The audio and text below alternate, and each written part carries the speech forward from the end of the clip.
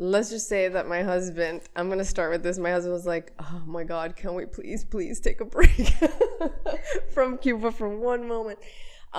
Because it was an 27-hour-a-day situation.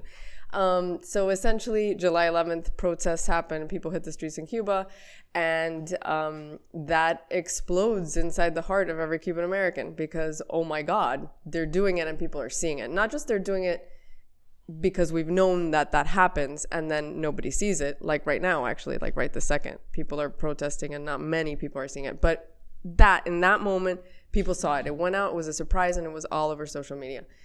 So immediately... I was doing a ton of research before that on the people who essentially were the ones who were the impetus, the catalyst for that July 11th movement. The Movimiento San Isidro, like the year before, I had started to do research and putting out articles and things like that, and pitching articles like, guys, something's going to happen in Cuba, something's going to happen. Nobody wanted to publish anything because what are you talking about? That all changed after July 11th. And then all of these people, I felt like I need to talk to all of them. I need to talk to all of these people that are on the island doing these things.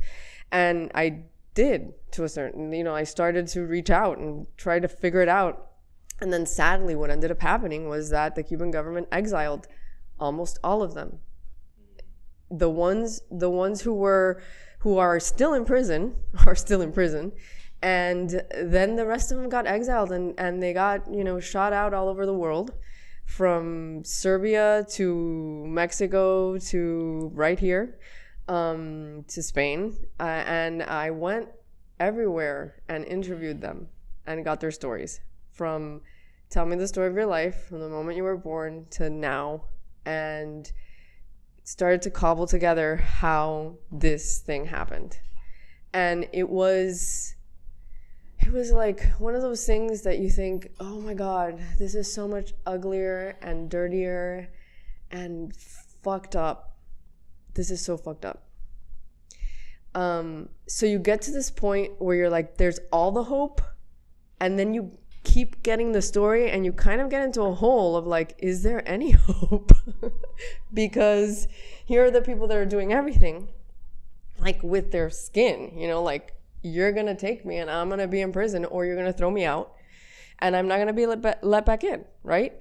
And what then? What then when every time they protest, they are now, all over the place? I mean, we're talking about DADE Solis, who talked to me from Serbia, who's the guy who essentially started this thing because the rapper who had been imprisoned, and then the activists started to fight for his freedom. One thing leads to the other, and essentially, this is a great fast forward, but essentially, eventually, everybody's on the street. He's telling me, I'm here in a place where I've been exiled, which is the only place that I could go where there are still communists all around me, and I'm scared for my life even here. So it's I don't, you kind of get into like this hole where you think, is there a way out of this thing?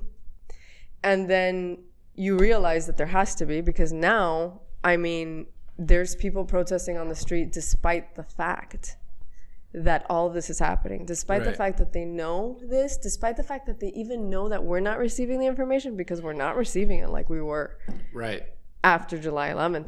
We're not, because internet's cut off. They have no electricity. Okay, the storm hits, and then the recent hurricane just hit, and then under that guise, there's shut off all the power also, and the internet, and people can't, it's not getting to us in the same way.